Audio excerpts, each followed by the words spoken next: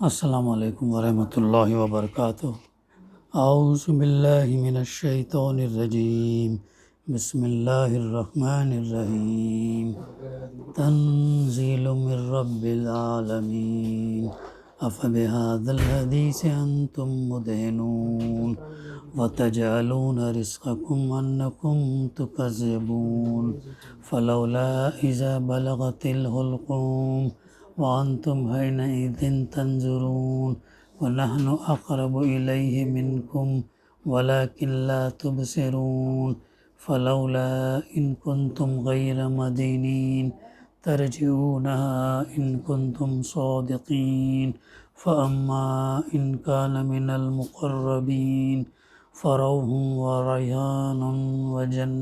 وجنة نعيم، وأما إن كان من أصحاب اليمين فسلام لك من أصحاب اليمين، وأما إن كان من المكذبين الضالين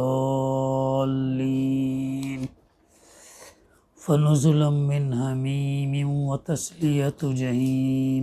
إن هذا لهو حق اليقين، فسبح باسم ربك العظيم۔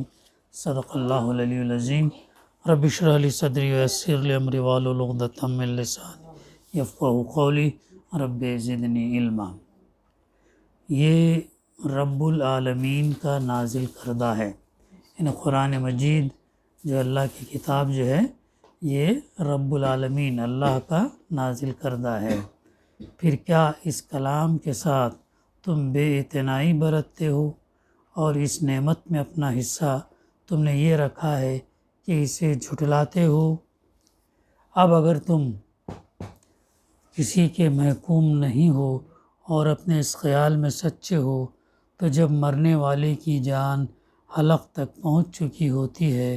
اور تم آنکھوں دیکھ رہے ہوتے ہو کہ وہ مر رہا ہے، اس وقت اس کی نکلتی ہوئی جان کو واپس کیوں نہیں لے آتے؟ تو اللہ تعالیٰ یہاں پر جو ہے سوال کر رہا ہے، جب مرنے والے جو ہے اس کی روح نکلنے والی ہوتی ہے تو اس وقت جان کو تم واپس کیوں نہیں لے آتے؟ اس وقت تمہاری بنسبت ہم اس کے زیادہ قریب ہوتے ہیں مگر تم کو نظر نہیں آتے۔ پھر وہ مرنے والا اگر مقربین میں سے ہو تو اس کے لیے راحت اور عمدہ رزق اور نعمت بھری جنت ہے، اور اگر وہ اصحاب یمین میں سے ہو تو اس کا استقبال یوں ہوتا ہے کہ سلام ہے تجھے، تو اصحاب الیمین میں سے ہے، اور اگر وہ جھٹلانے والے گمراہ لوگوں میں سے ہو تو اس کی تواضع کے لیے کھولتا ہوا پانی ہے اور جہنم میں جھونکا جانا۔ یہ سب کچھ قطعی حق ہے، پس اے نبی صلی اللہ علیہ وسلم اپنے رب عظیم کے نام کی تسبیح کرو۔ سورہ الواقعہ کی تفسیر کا سلسلہ الحمدللہ جاری ہے۔ ابھی آیت نمبر 80 سے اختتامی آیت نمبر 96 تک کی تلاوت اور اس کی ترجمانی ابھی ہم نے سماعت کی۔ گزشتہ سے جو مطالعہ ہمارا جاری ہے اور جن آیتوں پر ہم کل اختتام کیے، اس میں اللہ سبحانہ و تعالیٰ نے یہ فرمایا، قسم کھا کر فرمایا، پس نہیں میں قسم کھاتا ہوں تاروں کے مواقع کی، اور اگر تم سمجھو تو یہ بہت بڑی قسم ہے کہ کیا ہے، یہ ایک بلند پایا اعلیٰ کریم عالم بالا میں اجرام فلکی کا نظام جیسا محکم اور مضبوط ہے، ویسا ہی مضبوط اور محکم جو ہے یہ کلام بھی ہے، بہت بلند ہے، بہت اعلیٰ ہے۔ تو ایک محفوظ کتاب میں ثبت ہے جسے مطہرین کے سوا کوئی چھو نہیں سکتا۔ تو اس کی تفسیر بھی ہمارے مطالعے میں آئی۔ مولانا مودودی رحمہ جو ہے اس آیت کی تفسیر میں مختلف ریفرنسز دیے ہیں۔ انس بن مالک رضی اللہ، ابن عباس اور دوسروں نے جو ہے کیونکہ اس سلسلے کلام خود یہ بتا رہا ہے کہ توحید اور آخرت کے متعلق جو ہے کفار مکہ کے غلط تصورات کی تردید کرنے کے بعد اب قرآن مجید کے بارے میں ان کے جھوٹے گمانوں کی تردید کی جا رہی، اور مواقع نجوم کی قسم کھا کر یہ بتایا جا رہا کہ ایک بلند پایہ کتاب ہے، اللہ تعالیٰ کی محفوظ نوشتے میں ثبت ہے، جس میں کسی مخلوق کی در اندازی کا کوئی امکان نہیں، اور نبی پر یہ ایسے طریقے سے نازل ہوتی ہے کہ جو ہے پاکیزہ فرشتوں کے سوا کوئی اسے چھو تک نہیں سکتا۔ اب اس میں اور تفسیر کا اگر آپ مطالعہ کریں تو مختلف جو ہے مسئلے میں جو روایات ملتی ہیں، امام مالک کی،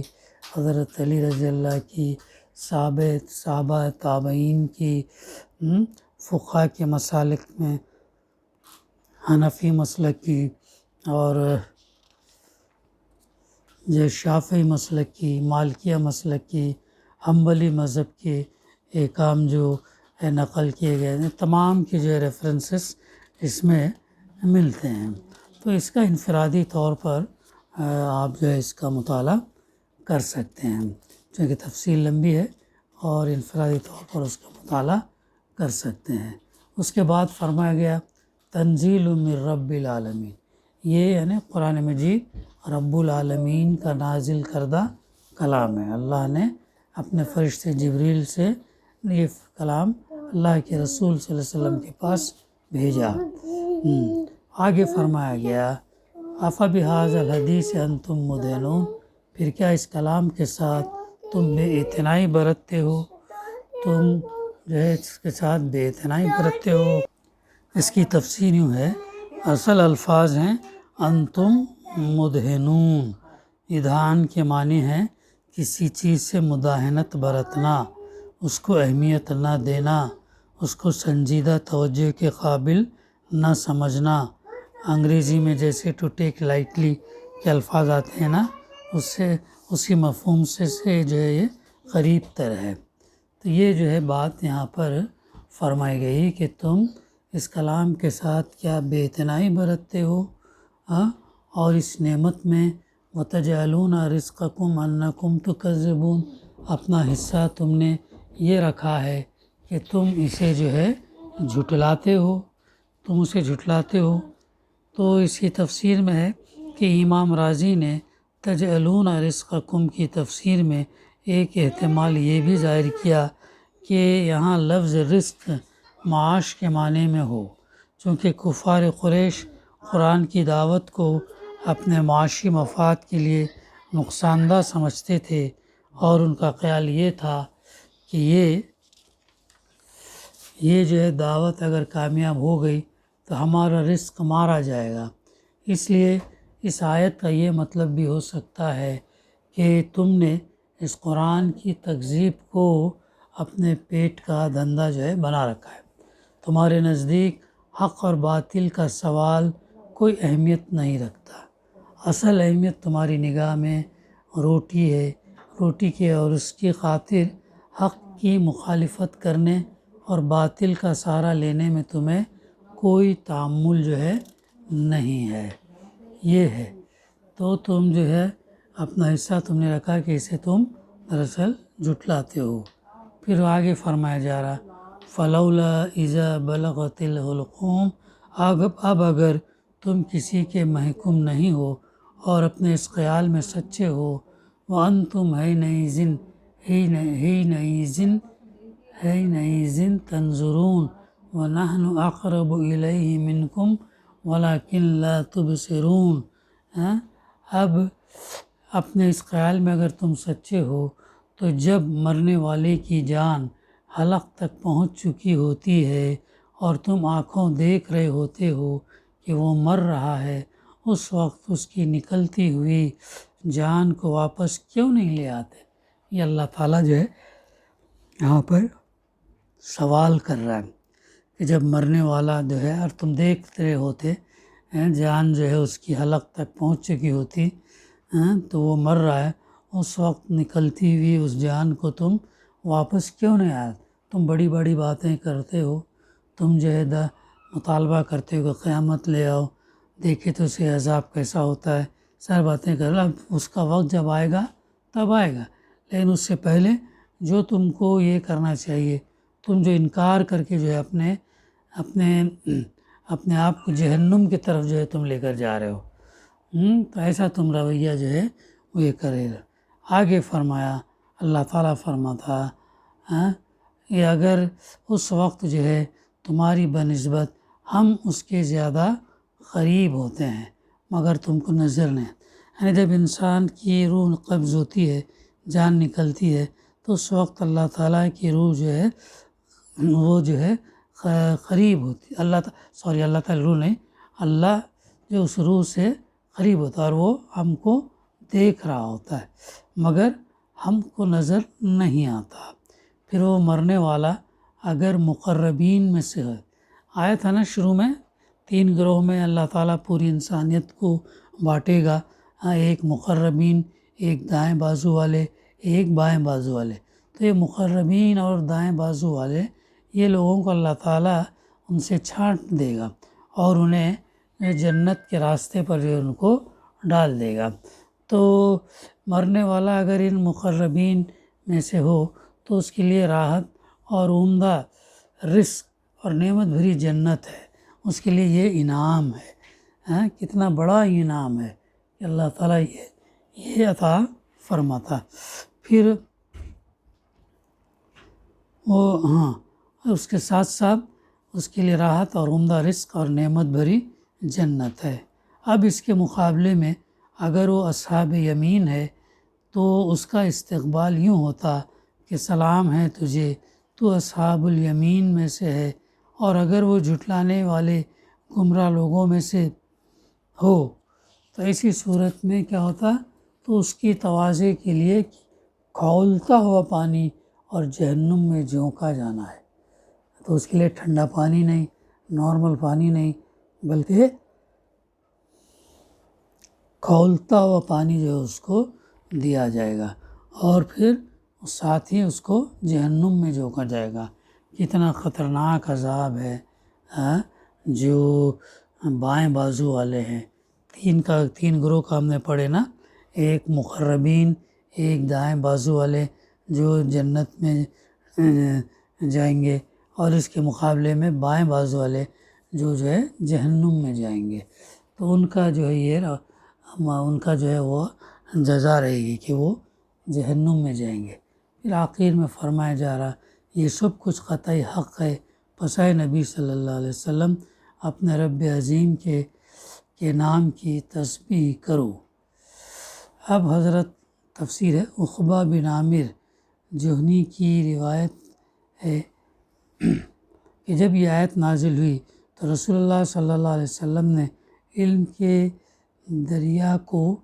اللہ کے رسول صلی اللہ علیہ وسلم حکم دیا